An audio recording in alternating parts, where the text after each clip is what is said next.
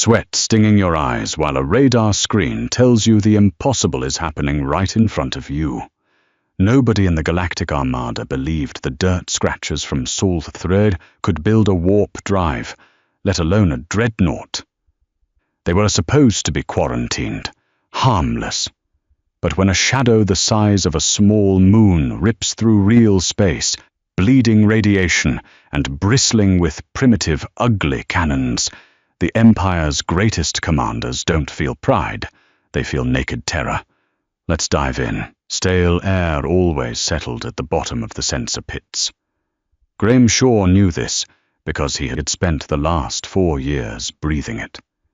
It tasted like recycled copper, burnt dust, and the sour tang of nervous perspiration that never quite washed out of the Imperial uniforms. He pinched the bridge of his nose, dragging a thumb across the deep, permanent bags under his eyes. A dull throb pulsed behind his left temple, perfectly in time with the low, rhythmic vibration of the ship's sublight engines humming through the grated floorboards. Routine patrol, Sector 88, the edge of the Sol quarantine zone. It was a punishment detail, disguised as a vital security mandate. Nobody wanted to stare at the edge of a dead system for 6 months at a time, watching a species of aggressive, hairless apes slowly poison their own atmosphere. A century ago, the Imperial High Command had slapped a localized disruption field around the system, effectively locking the humans in their own backyard. The verdict had been unanimous. Let them burn themselves out. They were too violent to integrate, too technologically stagnant to pose a threat. Shaw reached for his ration cup. The stimcaf inside was room temperature. A film of oil floated on the surface. He drank it anyway, wincing as the bitter liquid coated his throat. He set the cup down with a sharp clack that echoed slightly in the dim, cramped alcove of his station. Then the screen blinked. It wasn't a dramatic klaxon. It wasn't a flashing red warning that bathed the bridge in cinematic emergency lights. It was a subtle, flat pop of static, followed by a minor discrepancy in the background radiation feed. A line of data in the lower right quadrant of his terminal twitched, shifting from a cool blue to a muddy yellow. Shaw blinked, leaning forward. The synthetic leather of his chair creaked in the quiet room. He hit a sequence of keys, his fingers moving with bored muscle memory, rerouting the telemetry through a secondary filter to clear out the cosmic noise. The yellow line didn't disappear, it thickened. "Pendleton," Shaw muttered, his voice raspy from disuse. "Check your inertial dampeners. I'm getting backwash on the long range." Across the lower deck, Arthur Pendleton didn't even turn his head. The helmsman was slouched over his console, a half-chewed ration bar resting on his knee. "Dampeners are green, Greg. We're drifting at 0.02% thrust. It ain't us." Shaw frowned. He dragged a hand through his thinning hair, feeling the grease at the roots. If it wasn't the ship's own wake, then something was out there in the absolute void of the quarantine perimeter. He tapped the glass of the screen, as if physical force could realign the confused pixels. He initiated a deep space active ping. The standard Imperial protocol was to remain passive, to listen without being heard. But this deep in the dead zone, there was nobody to hear an active ping anyway. The console sent out a pulse. 10 seconds of absolute silence followed. The hum of the deck plating seemed to grow louder in the absence of an immediate answer. Shaw felt a bead of sweat detach from his hairline and trace a cold path down the side of his neck. Ping. The data returned. Shaw stared at it. He didn't breathe. It was wrong. It was fundamentally, mathematically impossible. The numbers scrolling down the terminal didn't represent a ship. They represented a celestial body. The mass reading alone was enough to trigger a gravitational anomaly warning in the ship's navigation computer. But it wasn't a rogue asteroid or a wandering comet. It was hot. Burning hot. The thermal bloom was localized, intense and venting a terrifying amount of hard gamma radiation. "No," Shaw whispered. The word felt like sandpaper in his throat. "The sensors are shot." He ran a diagnostic. Green across the board. The hardware was functioning perfectly. The reality it was perceiving was simply broken. "Greg?" Pendleton's voice floated over, carrying a note of genuine irritation now. "Navigation just threw a mass shadow error. You're doing something to the gravity sensors." "I'm not touching them," Shaw said. His hands were suddenly shaking. He clamped them down on the edge of the console, the cold metal biting into his palms. "Arthur, tell me you have a visual on coordinates 49er Alpha.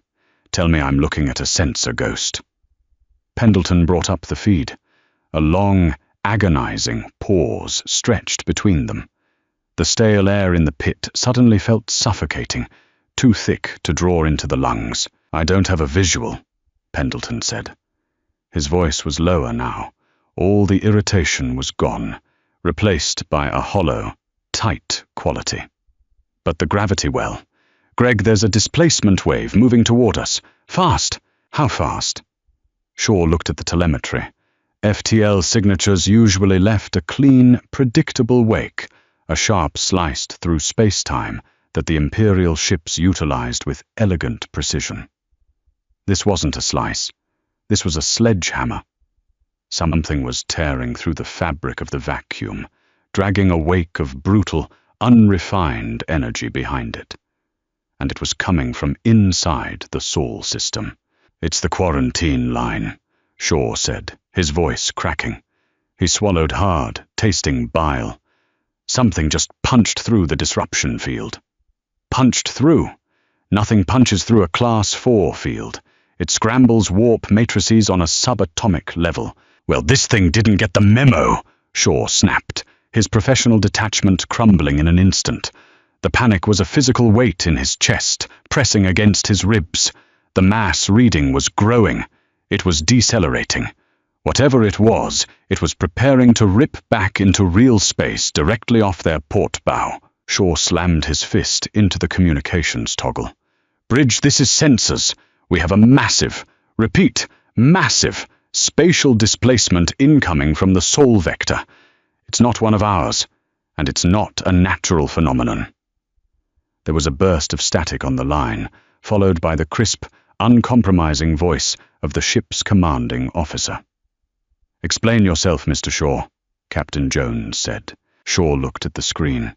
The thermal output was rising exponentially. It looked less like an engine and more like a contained thermonuclear meltdown. "Captain," he breathed, the reality of the situation finally overriding his disbelief. "The humans. I think they built a ship." Brooklyn Jones hated Sector 88. She hated the cold. No matter how high the environmental controls were cranked, the bridge of the Aegis always felt like a meat locker. She stood by the command table, her rigid posture masking the dull ache in her lower back. Her uniform, pristine and sharp, felt restrictive today. The collar dug into her neck, a constant, itchy reminder of the suffocating bureaucracy that had assigned her to this backwater patrol. When Shaw's voice crackled over the intercom, her first instinct was annoyance. "The humans. I think they built a ship." Jones let out a slow, controlled breath through her nose. She looked around the bridge. The half-dozen officers stationed at their sleek, white-paneled consoles had frozen. The only sound was the ambient hum of the life support system. "A ship, Mr. Shaw?" she said into the comms, her tone dripping with frigid skepticism. "A species that hasn't even mastered localized anti-gravity built a ship capable of surviving the disruption field." "Captain, you need to look at this telemetry," Shaw replied. His voice was entirely wrong. An Imperial sensor officer was trained to deliver data with cold, robotic precision. Shaw sounded like a man watching a dam break. "I'm sending it to your terminal now." Jones tapped the glass surface of the command table. A holographic display hummed to life, projecting a three-dimensional representation of the space outside the aegis. A pulsing, angry red blotch was manifesting on the grid. She stared at it. Her mind, honed by decades of Imperial Naval Academy training, immediately tried to force the anomaly into a recognized category. It's a stellar flare. It's a rogue defense satellite from a forgotten war. It's a sensor malfunction caused by cosmic dust. It couldn't be human. Jones had read the files. Humanity was a fractured, warring mess of a species. They used controlled explosions to push themselves off the surface of their dirt ball. They poisoned their oceans, fought over imaginary lines in the sand, and barely understood the mechanics of fusion. The Imperial mandate wasn't to protect the galaxy from a human invasion. It was to keep the humans contained until they inevitably wiped themselves out. "Recalibrate the arrays," Jones ordered, her voice sharp, cutting through the silence of the bridge. "We are experiencing a hardware failure. Pendleton, back us up 200,000 kilometers. Let's get out of whatever interference is causing this." "Captain," Pendleton said from the helm below, his hands flying across his console.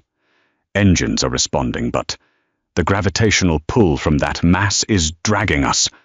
I have to increase thrust by 40% just to hold position." Jones's heart skipped a single hard beat.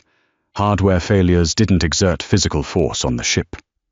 She stepped closer to the holographic display. The red blotch was no longer a blotch. It was solidifying into a distinct shape. The numbers cascading down the side of the projection made no sense. "Mass is 3.2 billion metric tons," murmured Lieutenant Miller, the tactical officer standing to Jones's left.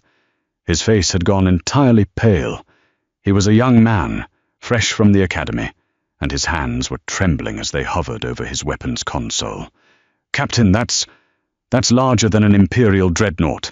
It's larger than a space station." "It's a glitch," Jones insisted, though the absolute certainty in her voice was beginning to fracture. She felt a cold sweat breaking out between her shoulder blades. The rigid collar of her uniform suddenly felt like a noose. "A dreadnought requires a zero-point energy core. The humans use fission and crude fusion. To generate enough power to move 3 billion tons, they would have to..." She trailed off. She looked at the thermal bloom readings. They weren't using a zero-point core. "They're burning," Shaw's voice came over the comms again, echoing the terrifying realization dawning in Jones's mind. "Captain, look at the radiation output. They aren't bypassing the laws of physics. They're trying to beat them to death with a hammer. That ship is powered by a continuous string of contained nuclear detonations." The bridge was dead silent. Jones felt a wave of nausea wash over her. It was madness. It was suicidal. An engine designed like that would tear itself apart. The radiation shielding alone would require armor plating so thick the ship would handle like a dead asteroid. It violated every principle of Imperial engineering, which prized elegance, efficiency, and seamless integration with the fabric of space. "Prepare a full spread of plasma torpedoes," Jones said. Her voice sounded hollow, even to her own ears. "Miller, target the center of that thermal mass. If it is a vessel, and it has breached the quarantine line, it is hostile by default." "Targeting. Attempting to target," Miller stammered. The holographic targeting reticle flickered wildly around the red mass. "Captain, I can't get a lock. The radiation interference is blinding the guidance sensors. It's like trying to target the surface of a star." "Then use manual optics," Jones snapped. She turned to the main view screen at the front of the bridge. "Visual. Give me a visual of coordinates 49er Alpha." Now, the massive screen flickered. The starfield shifted, zooming in on the patch of empty space where the anomaly was anchoring itself into reality. At first, there was nothing but the cold, distant light of distant stars. Then, space began to bleed. It didn't open with the smooth, watery ripple of an Imperial warp drive. The fabric of reality seemed to buckle and strain, glowing with an ugly, sickly purple light. The displacement wave hit the Aegis a moment later. The entire cruiser violently lurched. Jones lost her footing, slamming her hip hard against the edge of the command table. Alarms screamed to life, bathing the bridge in strobing, chaotic red light. The sound of groaning metal echoed through the deck, the structural integrity of the Imperial cruiser protesting against the sheer gravitational violence of the arrival. "Shields are buckling!" Miller shouted over the din, gripping his console to stay upright. "Kinetic impact. No, it's not a weapon. It's just the bow wave. The mass of that thing pushing its way into real space is crushing us." "Reroute power to structural integrity," Jones yelled, pulling herself up. Her hip throbbed with a sharp, blinding pain, but the adrenaline surging through her veins pushed it aside. She stared at the main screen, her breath catching in her throat. The tear in space widened, the sick purple light flashing like lightning in a storm.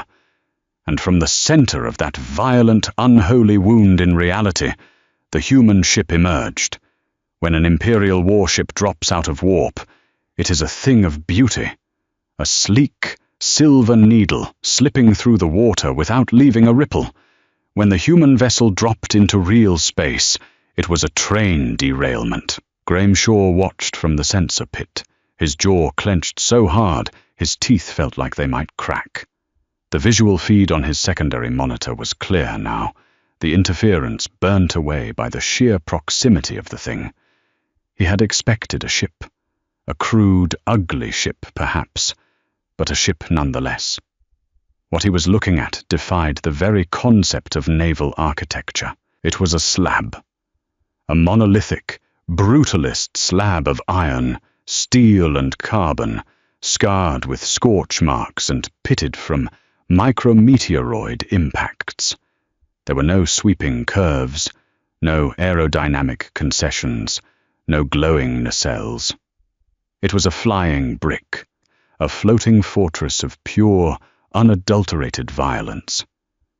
"By the void," Pendleton whispered from the helm. The scale of it was paralyzing.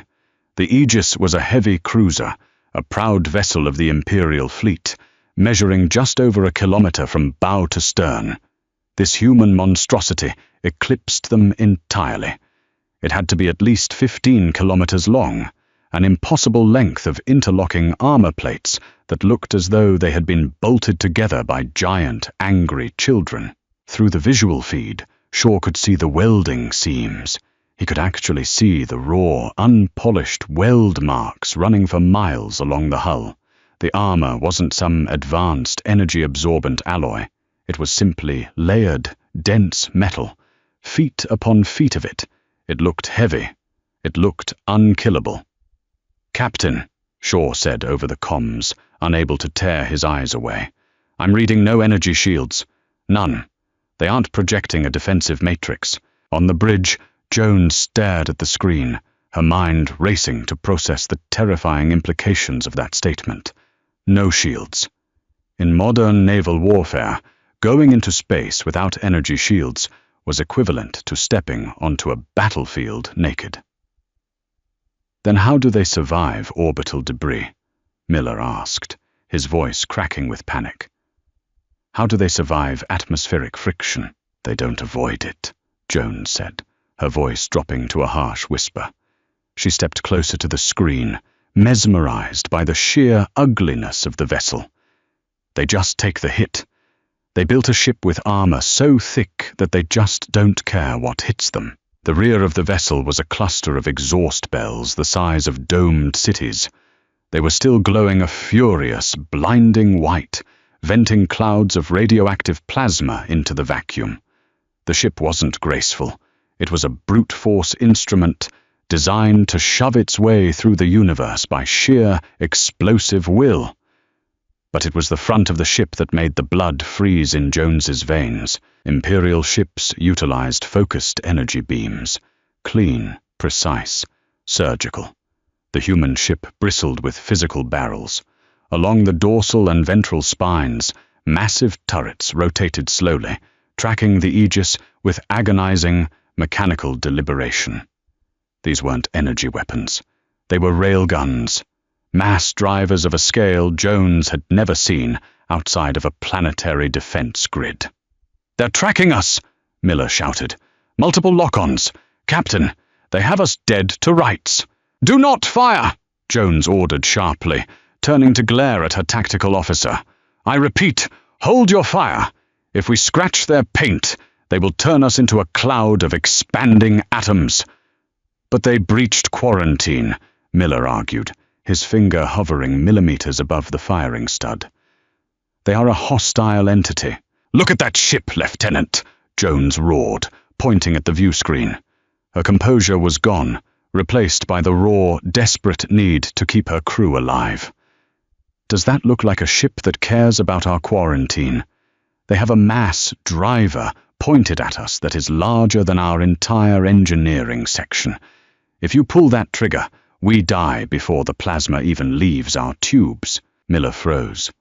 He looked from Jones to the screen, the reality of the situation washing over him. Slowly, agonizingly, he pulled his hand away from the console. Down in the pit, Shaw was watching the deeper sensor readouts. The human ship was scanning them, but it wasn't the sophisticated, polite sweep of an Imperial tachyon array. It was a sledgehammer of broad-spectrum radiation. The air in the pit suddenly smelled strongly of ozone. The hair on Shaw's arm stood straight up. His console sparked, a tiny shower of sparks raining down onto his boots. "They're pinging us," Shaw reported, coughing as the acrid smoke hit his lungs. "They're just dumping raw radar and LiDAR over us. It's completely unshielded. They're trying to figure out what we are." "Open a hailing channel," Jones ordered.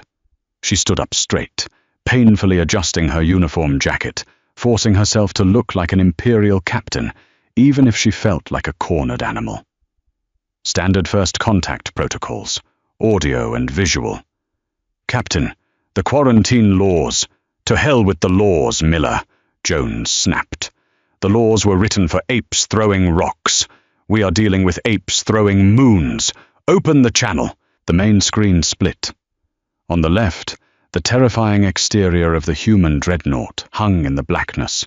On the right, a static-filled feed flickered to life. For a moment, there was nothing but hissing snow and the sound of heavy machinery clanking in the background. Then, the image resolved. Jones didn't know what she expected. A drooling barbarian? A mutated monster deformed by the radiation of their own engines? The man sitting in the center of the screen looked infuriatingly normal. He was older, his face lined with deep, weathered creases.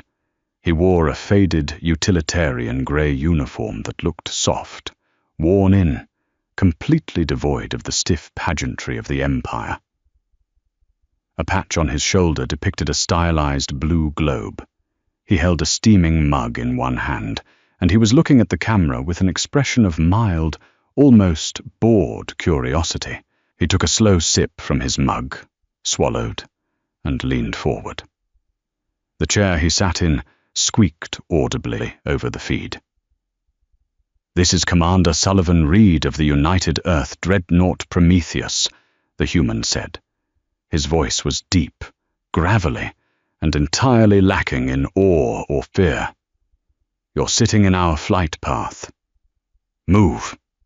Air hissed from the life support vents above the command table, suddenly sounding incredibly loud. Brooklyn Jones stared at the split screen. Her perfectly manicured nails dug into the synthetic polymer of her console, leaving crescent-shaped indentations. She had spent 20 years in the Imperial Armada. She had negotiated truces with the scaled warlords of the Orion Spur.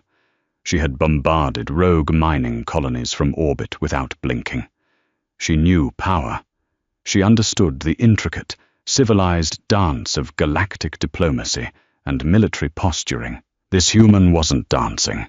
He was sitting in a cheap chair, drinking a hot beverage and telling her to move.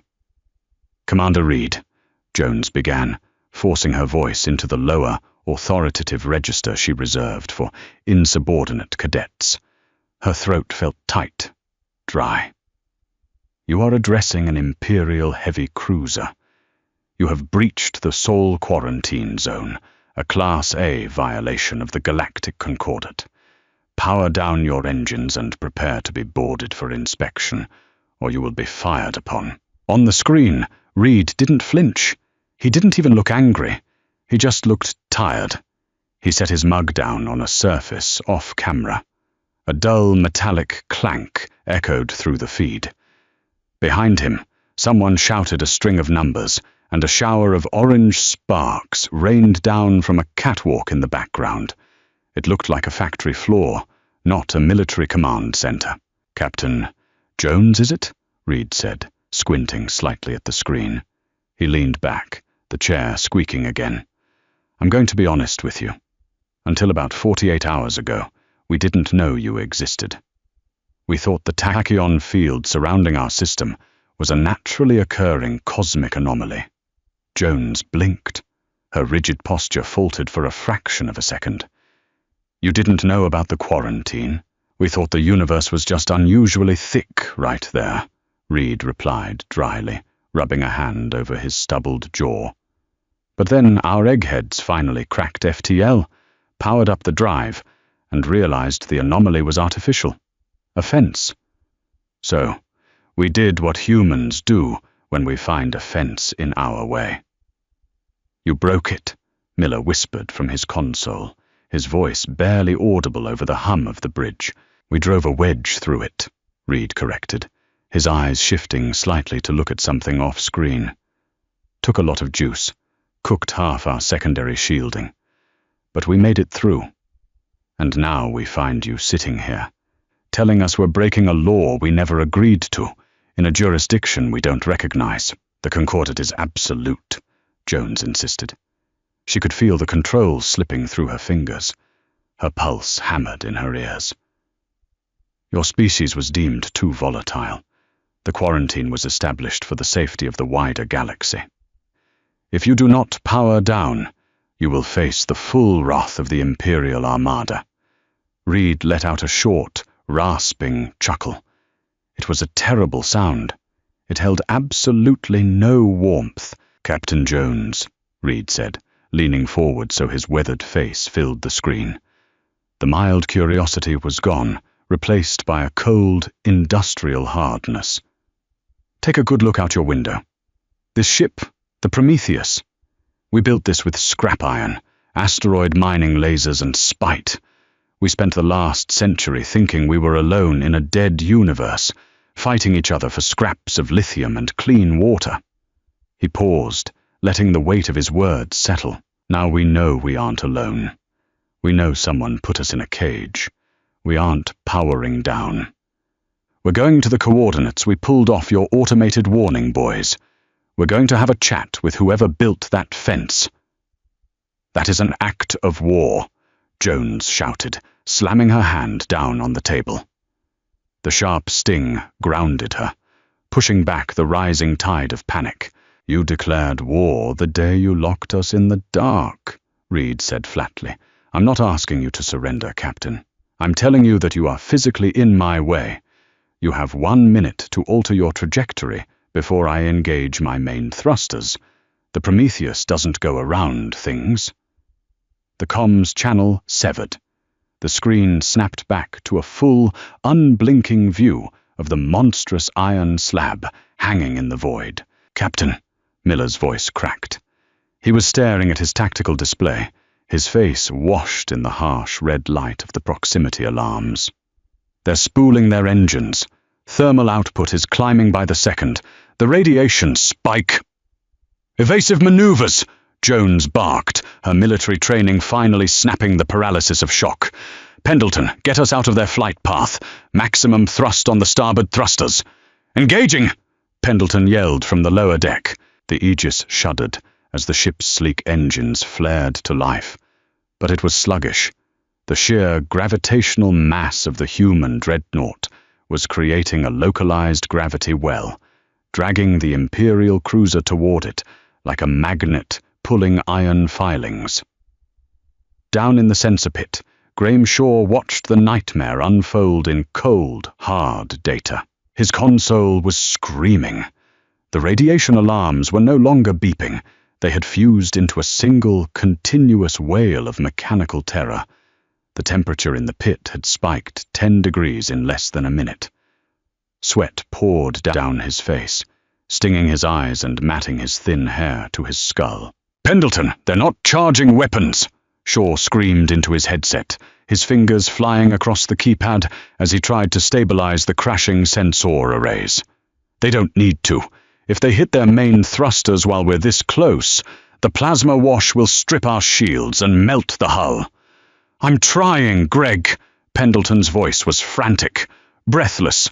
"The inertial dampeners are maxed out. We're fighting 3 billion tons of mass displacement." Through the grated floorboards, Shaw could hear the Aegis groaning. It was a deep, guttural sound of stressing metal and failing rivets. The elegant, curved architecture of the Imperial ship was never designed to withstand this kind of brute force physical trauma. On his primary screen, the thermal signature of the Prometheus's massive exhaust bells flared from white-hot to a blinding, impossible blue. "Brace!" Shaw screamed, curling his body inward and throwing his arms over his head just as the human ship moved. There was no sound in the vacuum of space, but inside the Aegis, it felt like the world was ending in a symphony of violence. The Prometheus didn't gracefully glide forward. It shoved itself through reality. The sheer force of its acceleration sent a shockwave of kinetic energy and radioactive plasma washing over the Imperial cruiser. Shaw was thrown hard against the side of his console.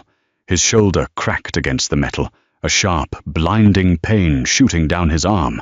The lights in the sensor pit flickered, died, and then snapped back on in a sickly emergency amber. Sparks rained from the ceiling wiring, smelling of burning ozone and melted plastic. "Shields are gone!" Miller was screaming on the bridge feed, his voice clipping through the static. "Port armor plating is buckling.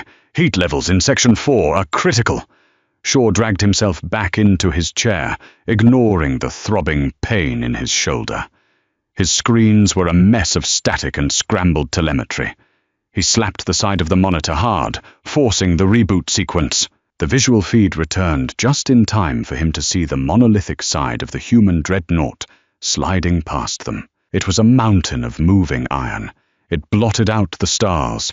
Shaw could see the massive, crude gun batteries rotating, keeping the tumbling Aegis in their sights, though they never fired. They didn't need to. The casual disrespect was far more terrifying than a deliberate attack. The humans were simply driving past them, ignoring the frantic flailing of the Imperial warship like a pedestrian, ignoring a barking dog on a leash. The Aegis spun violently, caught in the turbulent gravitational wake of the behemoth. Gravity plating inside the cruiser flickered. For a terrifying 2 seconds, Shaw was completely weightless, floating inches above his chair before the artificial gravity slammed back on, dropping him hard into his seat.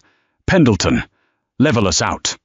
Jones's voice rang over the comms, breathless but fiercely angry. "I have no stabilization control," Pendleton shouted back. "We're caught in their slipstream. They're dragging us." Shaw grabbed his console with his good hand, his eyes locked on the telemetry. The Prometheus was accelerating at a rate that should have turned its crew into biological soup. "Captain, look at their FTL spool," Shaw yelled, finally deciphering the chaotic data pouring into his terminal. "They aren't using a tachyon fold.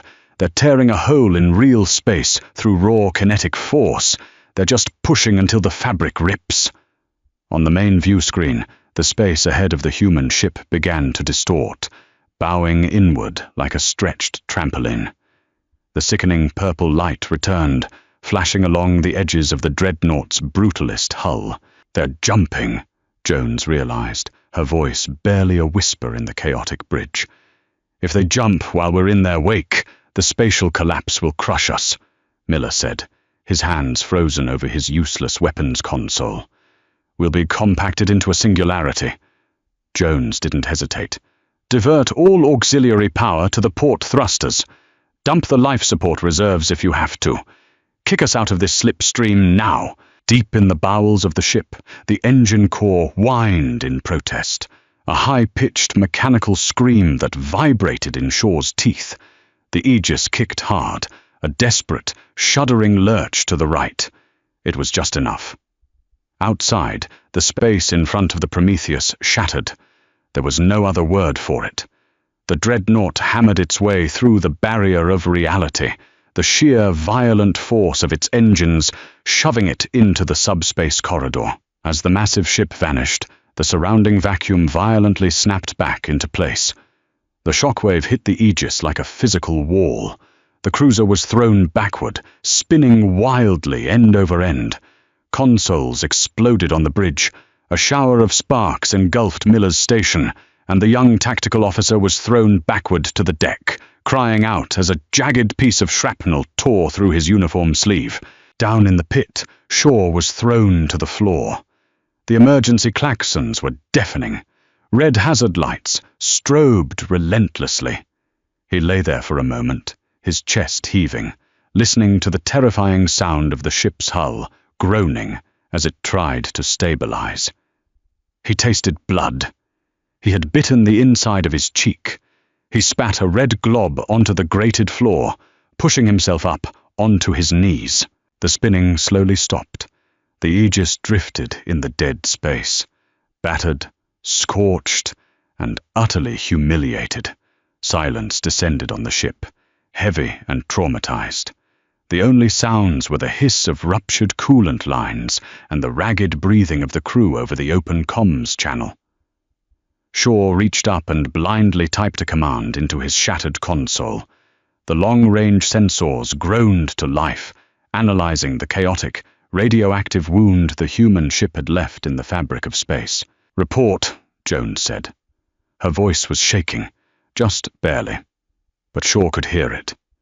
The invincible Imperial captain had just looked death in the face and realized it didn't care about her rank. "Hull integrity at 40%, Pendleton gasped. "Shields are offline. Primary comms array is fried. We're bleeding atmosphere in sections 12 and 14, but the automatic bulkheads have sealed." "Miller, are you alive?" "I'm here, Captain," Miller groaned. "Minor laceration. Weapons are totally offline. We're a sitting duck." Jones let out a slow, ragged breath. "Shaw. Where did they go?" Shaw stared at the trajectory data. The numbers were undeniable. His hands trembled as he keyed the microphone. The cold, mechanical certainty of his equipment offered no comfort, only a stark, terrifying promise of what was to come. "Captain," Shaw said, his voice quiet, hollow in the dim, smoky air of the sensor pit.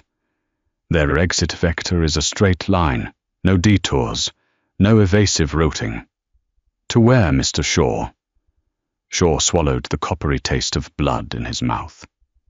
"To the Imperial capital, ma'am. They're going straight for the core." Emergency lighting painted the bridge of the Aegis in a bruised, sickly amber. The air scrubbers had failed on Deck 4, and the acrid stench of scorched polymer and vaporized coolant was slowly bleeding through the ventilation grates. It smelled like a chemical fire drowned in stale sweat. Graham Shaw remained in the sensor pit, his good hand blindly tracing the edges of his shattered console. His left shoulder throbbed with a dull, heavy heat, the joint swelling tight against the fabric of his tunic. He ignored it.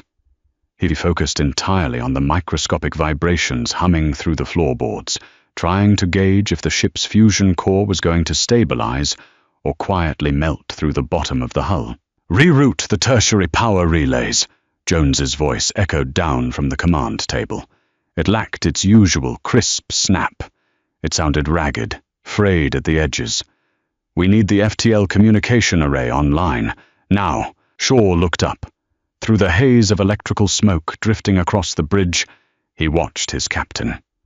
Brooklyn Jones was leaning heavily against the command table, one hand pressing a stark white cloth to a gash above her eyebrow. The cloth was already blooming with dark, wet crimson.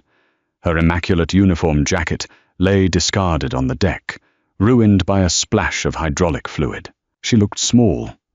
For the first time since Shaw had known her, the imposing aura of imperial authority had evaporated, leaving behind a tired, bleeding woman trapped in a floating coffin. "Captain, the array is physically misaligned," Pendleton called back, coughing a dry, hacking sound. "The gravitational shear ripped the transmitter dish off its moorings. Even if I pump all our juice into it, we're just shouting into a bucket." "Then find a bigger bucket," Jones snapped, pushing herself upright. She winced, her breath hitching as she favored her bruised hip. "If we do not warn the Corps, that thing is going to plow straight through the capital defense grid." Shaw stared at his secondary monitor.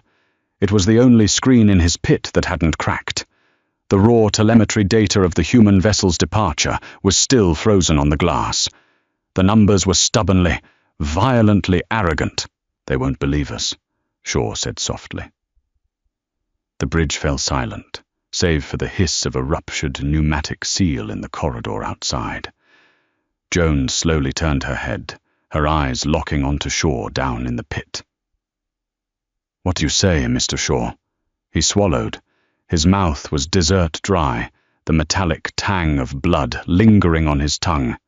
He gripped the edge of his console and forced himself to stand, his bad arm hanging limp at his side. "High Command won't believe the warning, ma'am," Shaw repeated, his voice gaining a cynical, defeated edge. He tapped the unbroken screen with a grease-stained finger. "Look at this data. If we transmit this, Naval Intelligence will categorize it as a sensor malfunction, just like we did. They'll think our databanks were corrupted by a localized magnetic storm, because the alternative is admitting that a species of quarantined primitives built a faster-than-light siege engine out of scrap metal." Jones stared at him. The flickering amber light cast long, skeletal shadows across her face. She wanted to argue.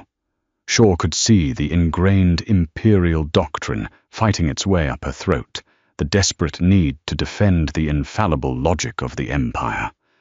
But she had looked out the window. She had seen the raw, unpolished weld marks. She had felt the aegis buckle under the sheer, stupid mass of the human ship. "They have to believe it," Jones said, her voice dropping to a hollow whisper. She let the bloody cloth fall from her forehead, exposing the jagged cut. "Because if they don't prepare the orbital defense platforms, that ship will crack the capital planet like an egg." She turned back to Pendleton. "Splice the comms through the navigation buoys. Piggyback the signal on the automated distress frequencies. Send the raw visual feed, not just the telemetry. Let them see the brute." "Piggybacking will take 10 minutes to encode, Captain," Pendleton warned, his fingers already flying across his jury-rigged terminal. "And it's a scattershot. Anyone in a 10-sector radius is going to see this." "Let them," Jones said. She slumped back against the command table, her eyes drifting to the main view screen, which now showed nothing but the vast, empty graveyard of dead space the humans had left behind. "Let the whole galaxy see exactly what we locked in the dark." Shaw slumped back into his chair. The adrenaline was fading, replaced by a creeping, bone-deep exhaustion. He watched the progress bar on Pendleton's console crawl forward. Every percentage point felt like an eternity. He found himself thinking about the human commander. Sullivan Reed, the man in the cheap chair, drinking a hot beverage while riding 3 billion tons of nuclear-powered iron into the void.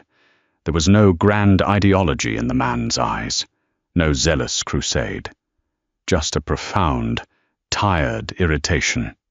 We spent the last century thinking we were alone in a dead universe, fighting each other for scraps. Shaw rubbed his greasy face with his good hand. The Empire had built a fence to keep monsters inside.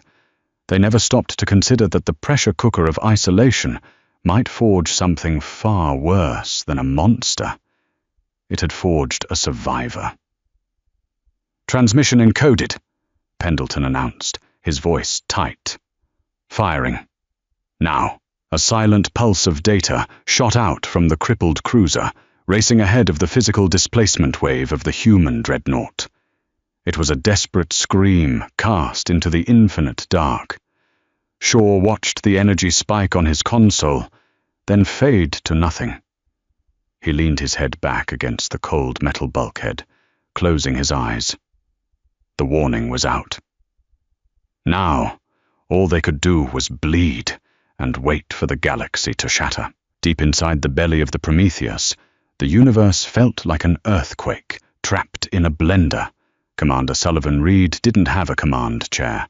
He had a bolted-down industrial tractor seat, salvaged from a defunct lithium mine in the Appalachian Basin. It was brutally uncomfortable, wrapped in peeling duct tape and smelling faintly of diesel. He loved it. He gripped the armrests as the entire ship vibrated with a bone-rattling intensity. The noise was absolute. The ship's FTL drive, a monstrous, unstable array of supercolliders housed in the stern, was screaming. It sounded like a massive sheet of metal being ripped in half by angry gods. "Core temperatures are redlining on reactors 3 and 7, barked Lieutenant Chen, wiping a bead of dirty sweat from her chin. She was hunched over a console that looked more like a submarine's ballast control than a starship terminal. "Coolant pumps are cavitating. We're baking the inner hull." "Let it bake," Reed growled, raising his voice to cut through the mechanical roar. "We didn't pack 200 feet of ablative armor just to look pretty. Keep the pedal down. How long until we punch through?" 30 seconds, shouted the navigator, a wiry man named Kozlov, who was currently white-knuckling a physical joystick that manually adjusted the ship's gravimetric trim. "The subspace drag is heavy. We're pushing a lot of water." Reed took a sip of his coffee. It had gone cold, and it tasted strongly of metallic dust. But the caffeine was mandatory. His head ached. The artificial gravity plating was wildly inconsistent this close to the FTL drive, making his stomach perform slow, nauseating rolls. The Prometheus wasn't a ship of elegant design. It was a massive, desperate middle finger pointed at the stars. When Earth scientists realized the quarantine field was artificial, the global resource wars had abruptly stopped. Humanity had looked up, realized they were caged animals, and immediately started tearing their own house apart to build a battering ram. They stripped the moon of its iron. They cannibalized every defunct orbital station. They welded massive, ugly plates of depleted uranium and tungsten together because they didn't have time to invent energy shields. The ship was ugly. It was slow to turn. It required a suicidal amount of nuclear material to move. But it hit like a rogue planet. 10 seconds to real space translation, Kozlov yelled over his shoulder, his face illuminated by the harsh glare of a cathode ray tactical display. "Stand by for the physical kickback."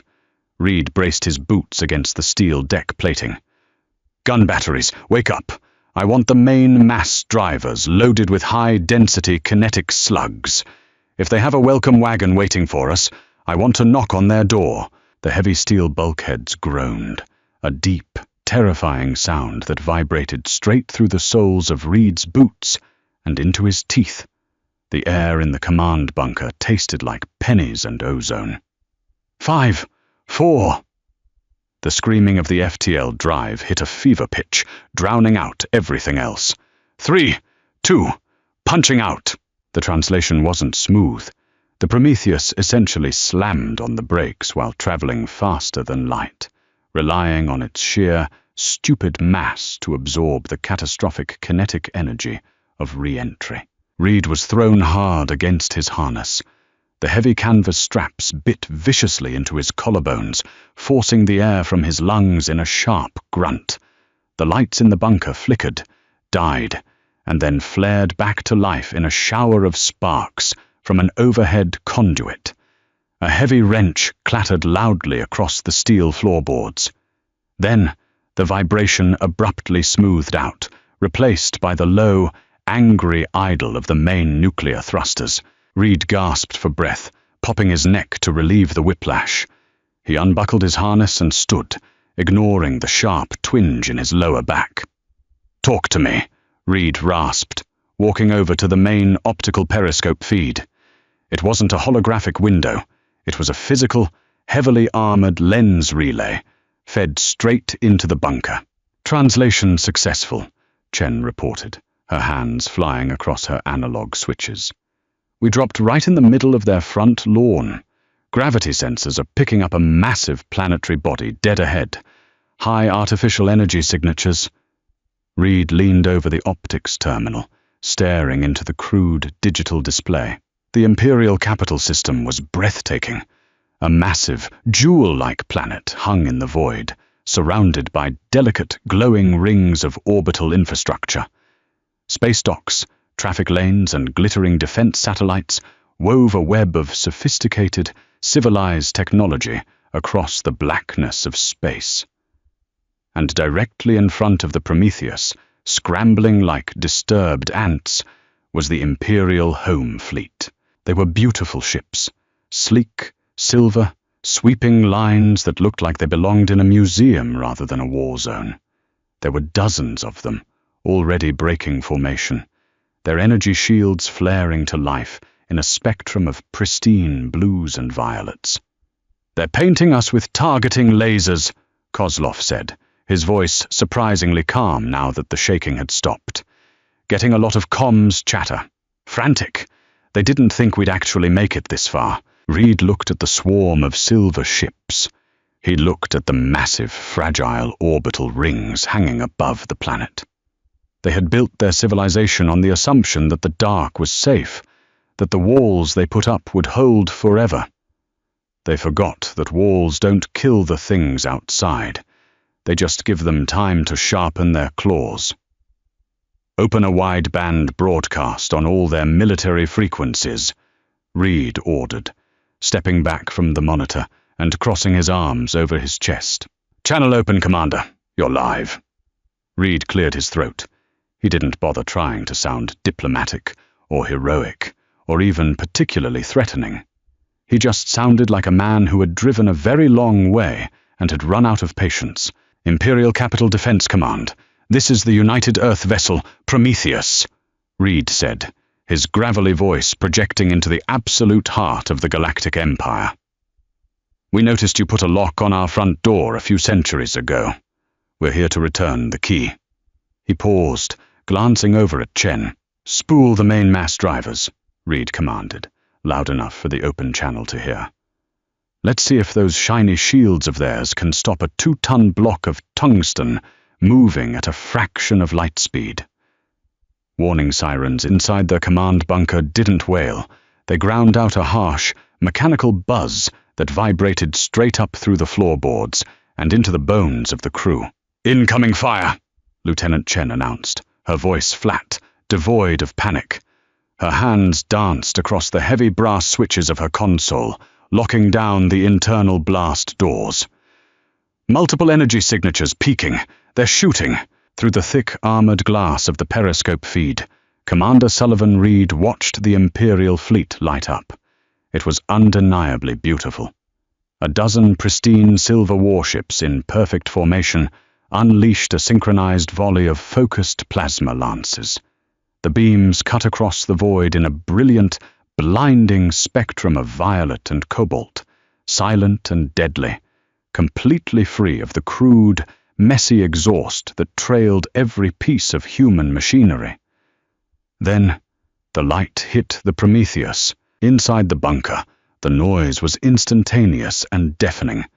It sounded like being inside an iron kettle while someone beat the outside with a sledgehammer. The deck pitched violently. The lights flickered, died, and returned as a sickly, strobing yellow. The air scrubbers whined in protest, instantly overwhelmed as the temperature in the room spiked. Reed grabbed the edge of his bolted-down chair, his knuckles turning white. Sweat immediately beaded on his forehead, mixing with the ever-present layer of metallic dust that coated everything on the ship. The bunker smelled like burning ozone, melting plastic, and the sour tang of old fear. "Report!" Reed barked over the roaring din of the ship's protesting frame. "Bow armor is taking the brunt of it," Kozlov shouted back, his face pressed close to his tactical monitor, trying to read the violently shaking green text. "They're using coherent thermal lances. Extremely high yield. They just melted through 50 feet of outer plating in 3 seconds flat. How much plating is left in that sector?" 150 feet, Commander." Reed showed his teeth in a grim, humorless smile. Imperial engineering was built on a fundamental misunderstanding of warfare. Their weapons were designed to overload energy shields, to delicately fry internal electronics, to cleanly dissect an opponent's warp drive. They had no idea what to do with a ship that was practically solid metal. The Prometheus wasn't outsmarting the plasma beams. It was just sitting there, letting the heat expend itself against thousands of tons of dead iron. "They're treating us like a starship," Reed rasped, wiping his brow with the back of a greasy sleeve. "Remind them we're a flying anvil." "Kozlov, are the mass drivers hot?" "Capacitors are fully charged. Slugs are in the chamber." Kozlov's hand hovered over a heavy mechanical lever patched into his console with exposed copper wiring. "Firing solution locked on the lead Imperial dreadnought." "Clear their throats," Reed ordered. Kozlov pulled the lever. The lights inside the command bunker didn't just flicker this time, they completely blacked out as the massive electromagnetic coils running the length of the ship's dorsal spine sucked billions of volts directly from the secondary nuclear reactors. For a terrifying pitch-black second, there was only the frantic hum of the charging magnets. Then came the physical kick. A mass driver doesn't rely on chemical explosives. It uses raw magnetism to accelerate a 2-ton solid block of tungsten to a fraction of the speed of light. When the Prometheus fired, the recoil was so savage that the entire 3-billion-ton dreadnought visibly shoved backward in space. Inside, Reed was thrown violently against his harness. The sound was a concussive, chest-crushing crack that rattled the fillings in his teeth. A pipe burst somewhere in the overhead crawl space, showering the deck with scalding, rusty coolant. The optical feed flared, adjusting to the sudden absence of the massive projectile. The Imperial dreadnought, sitting directly in their path, had raised its energy shields to maximum capacity. To the galaxy, those shields were the gold standard of defense, capable of absorbing stellar radiation and deflecting laser batteries indefinitely. But a shield designed to dissipate energy has absolutely no idea how to handle raw, unadulterated kinetic mass. The 2-ton tungsten slug crossed the void in the blink of an eye. It didn't burn. It didn't explode. It simply existed exactly where the Imperial dreadnought happened to be. The shield didn't even flare. It shattered like brittle glass under a brick. The kinetic transfer was so absolute, so overwhelmingly violent, that the front half of the sleek, silver warship simply ceased to be an organized structure. The tungsten ripped through the elegant command decks, shattered the engineering core, and exited the stern, dragging a massive, expanding cloud of vaporized metal, frozen atmosphere, and debris behind it. The Imperial dreadnought didn't explode. It was physically broken in half, tumbling away into the dark, leaking a glittering trail of ruin. Dead silence fell over the bunker, save for the hiss of the ruptured coolant line. Chen stared at her monitor, her mouth slightly open. Kozlov slowly released the firing lever, his hands shaking violently now that the adrenaline was beginning to crash. Reed sat back in his uncomfortable chair. He didn't feel victorious. He felt sick. The brutal, ugly reality of what they had just done gnawed at the edges of his conscience. He had just slaughtered hundreds, maybe thousands of people in the blink of an eye, using a weapon so primitive it was practically an insult to the laws of physics. But he shoved the guilt down deep, burying it beneath a century of human desperation. They didn't have the luxury of taking the moral high ground. They were fighting for the right to simply exist. "Reload," Reed said, his voice dropping to a gravelly whisper that cut through the silence. "Spool up batteries 2 through 5. Target the next 4 largest ships in their formation." "Commander," Chen said, her voice tight, pointing a trembling finger at the periscope feed. "Look, the Imperial fleet had stopped firing. The majestic, terrifying armada of the Galactic Empire was breaking formation, scattering like fish fleeing a predator. They were pushing their sublight engines to the absolute limit, desperate to get out of the direct line of sight of the human ship's crude, ugly gun barrels. They had recognized the mathematics of the situation. Their weapons merely scorched the Prometheus's paint. The human weapons erased their existence. "They're routing," Kozlov whispered, almost unable to believe the telemetry on his screen. "Commander, they're giving us a wide berth. The planetary defense grid is powering down its offensive arrays." Reed let out a long, ragged exhale. The tightness in his chest loosened, just a fraction. He unbuckled his harness, ignoring the sharp pain in his collarbones where the canvas straps had bitten into his flesh. "Don't fire unless fired upon," Reed ordered, pushing himself to his feet. His legs felt like lead. The bunker was suffocatingly hot, the air thick with the smell of vaporized iron. "Keep the drivers hot. Let them see that we're holding the trigger." He walked over to the communications terminal, wiping a smudge of grease off the microphone housing with his thumb. "Chen, open that wideband channel again. Put me in the living room of every politician sitting on that shiny planet down there." Silence is heavy when it follows deafening noise. The ambient hum of the Prometheus's idling nuclear reactors felt impossibly loud, now that the screaming of the FTL drive and the concussive cracks of the mass drivers had faded. Through the optics feed, the Imperial capital hung vulnerable in the blackness. Its orbital rings glittered with the lights of 1 billion souls, entirely exposed. The scattered remnants of the home fleet kept their distance, drifting at the extreme edge of the human vessel's radar range, watching the monolithic slab of iron bleed excess heat into the vacuum. "Channel is open, Commander," Chen said softly. She didn't look at him. She kept her eyes glued to her console, tracking a dozen different threat vectors that all stubbornly refused to move closer. Reed picked up the heavy black plastic microphone. It felt cheap in his hand, a piece of old-world hardware salvaged from a forgotten military bunker. He pressed the transmission button. "To the governing body of this system," Reed began, his voice echoing slightly in the cramped, sweltering bunker. He didn't bother trying to sound formal. He was too tired for pageantry. "My name is Commander Sullivan Reed. I speak for the United Earth and the 3 billion people you locked in a cage." He paused, looking at the glittering orbital rings. He could easily target them.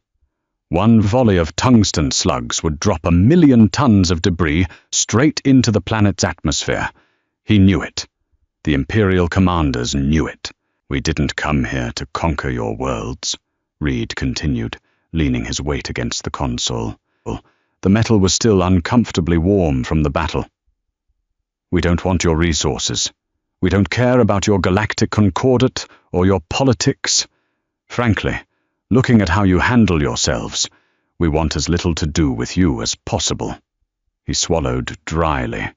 The metallic taste of the ship's recycled air clung to the back of his throat.